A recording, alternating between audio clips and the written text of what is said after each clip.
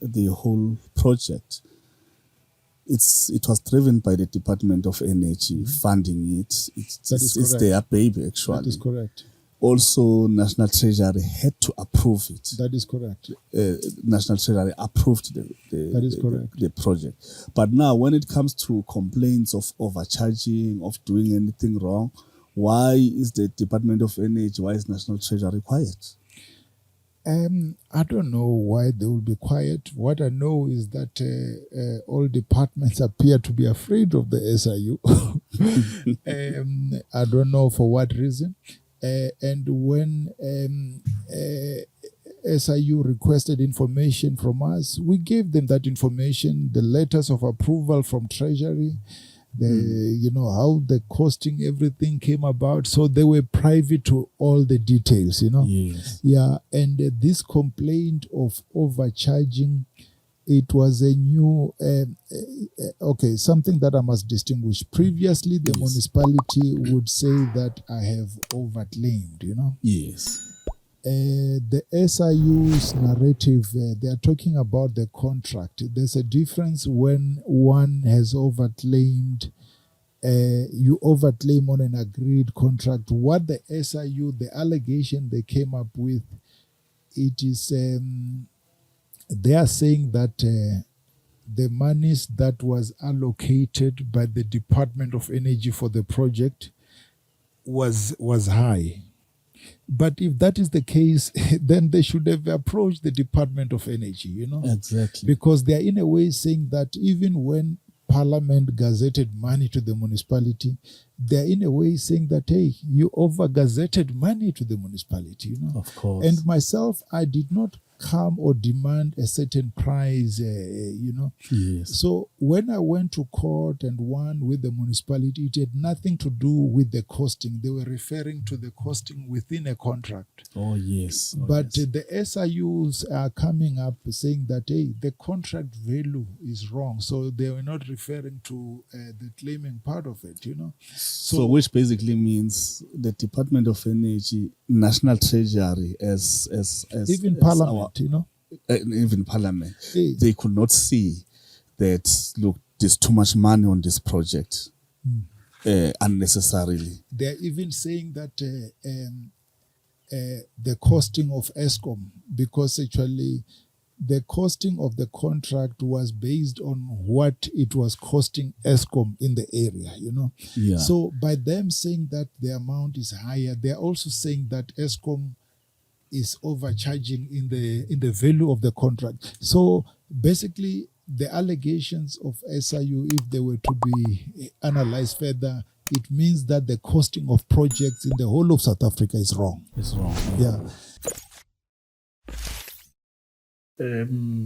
It's been very painful. 10 years later, we're still struggling. We're still fighting, by the way.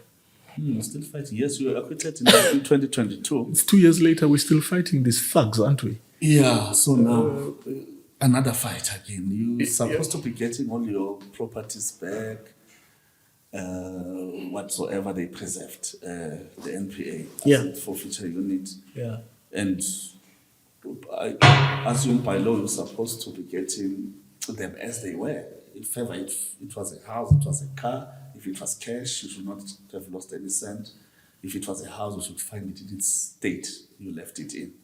What's happening now? Because, come 2022, after the acquittal, the NPA says we're not appealing. They then bring an application themselves on their own for the freezing order to be set aside. Okay. So you had to rescind it, the 2014 order. Yes. And that was done sometime September, October of that year. Mm-hmm. The court order then releases the curator of all his duties, hand over the assets to this man. He doesn't do that. You know what the trick is? The trick is because there were liquidations. You couldn't pay creditors when your assets were frozen. Every creditor was coming for you.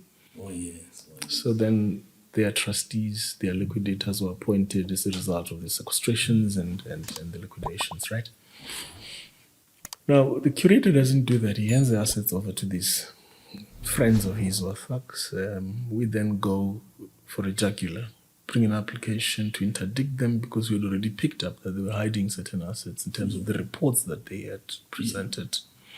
We had picked up that they'd withdrawn some of the cash from some of the investments and put them, if I recall, Standard Bank account. Things that we have no access to now anymore. At that time, I could monitor all my investments, whether they were sitting with Momentum, whether they were with Old Mutual, I could monitor them on a daily basis and see how they are performing. So they then go withdraw, put them in some trust account, I believe. Whether it's a trust account, I have no idea, because I have no access to it. So that's where But were they allowed to do that to move your cash? Well, I would imagine with the powers that, because they are appointed officially, they do. Now the battle is, and this is my suspicion. I think they were hoping that I would have been convicted. And that's why they were able to hide some of the assets and dispose some of them. Obviously, they have disposed some of them. I've lost one of the houses. Now, what they then did was, with the hope that I will be convicted, they then started messing up these assets. Remember, the industry is full of criminals. These are mafias. I think they have 10%, which they take out of the estate. So if you are administering an estate of 100 million, you got 10%, you're good. So when the conviction did not happen, because had I been convicted, they would have confiscated everything and I would have lost everything. Yes. I would be in jail, right? Yes. And there's no way my wife and kids were going to fight these thugs. There's no way they were going to fight them. It's not that I'm underestimating their ability, but there's just no way they would be able to fight this. So luckily when I was acquitted, then I was able to stand and start fighting. And you would have seen I'm continuing to fight. Now, when these assets are sitting with them, we then interdict them. And the court agrees with us and says, no, we will interdict. You will not touch these assets. And on the following provisos: 1, you are getting investigated forensically. 2, the SIU gets involved and investigate you. 3, the Master's Office also does a Section 381, what they call Section 381 inquiry, but also setting aside of these liquidations. So these are the conditions. They bring in application for leave to appeal, they fail again. So we just learned now that apparently they want to petition the Supreme Court of Appeal. If they fail, obviously, they want to go to the Concord, just because they can. Remember, they're not even using their money. They're using the state resources for all of this because the Master's Office has a budget for it. And so they're just going with the tide. But now for them, it's a game, while somebody's life is in shambles. Exactly.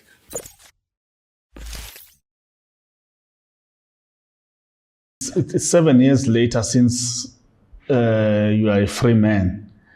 You have your police clearance. What's happening now? At what stage is this case? What have you done?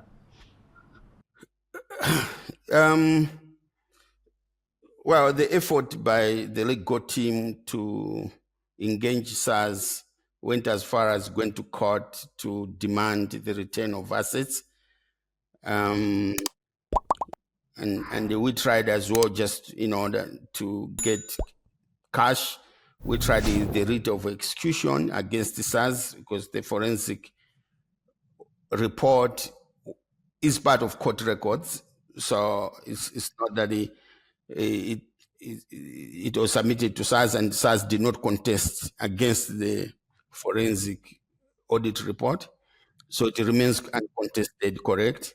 And we use that audit report to try to recover the assets, which the judge gave us the order to, the writ of execution was granted, and we saved it on SARS to cooperate. SARS did not cooperate. And then we reached the stage of getting a writ of execution, which we attached to the bank accounts of SARS at the Standard Bank in order for us to get at least the money plus interest, some of it, which we did. And then another process that I followed, I registered a complaint with the tax omb in 2018 that the tax ombudsman should assist.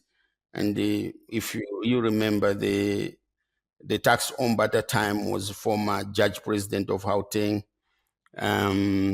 Judge, what's his name? Yeah, the former president. Okay, but it's a former president judge that he conducted investigation, and they found that the SARS was wrong. The assets that they took, they need to return, and that SARS continue to use the money and the assets that they took, profiting, which means the state continues to use my money. And in real fact, that's what it says. So the state continues to use until it gives back those money and the assets that they took, which probably is not possible because the vehicles, surprisingly, even the vehicles do not exist in Inatis. They were completely deleted from the vehicle identification system. So they don't exist, but I got the proof of the documents that the cars had existed. So yeah, SARS does not cooperate at all. Basically, they answer to no one, and not even to my legal counsels for recovery of the assets that they have taken now for the past 22 years. So what is your last resort on this matter? What we did then, of course, through the process, then we ended up in court where Judge Bakwa, after looking at the matter, had ordered that the parties must just negotiate and settle everything. He had very strong words for SARS that they have acted unconstitutionally and unlawfully, and it's abuse of power.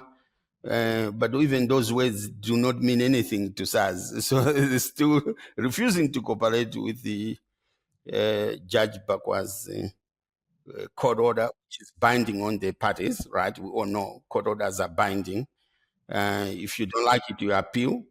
But SARS has never appealed, but they refused to engage, not even to respond to any correspondence. Basically, they're silent. It's like you hitting a wall. I've tried communicating with a commissioner and everyone, no one answers. So you're basically saying there's a court order by Judge Bakwa. It says that SARS and yourself must sit around the table and settle. Yes. And then SARS is not coming to the table. Yeah, the court order is also addressed directly to the Minister of Finance to be part of the settlement negotiations. I think, SARS needed someone, I would assume, needed the minister as the executive authority of SARS to be part of. That the buck stops with him, with the minister. Yeah, the buck stops with the minister. And so you write it to SARS, you write to the minister, you get no answer. None of them responds to any invitation or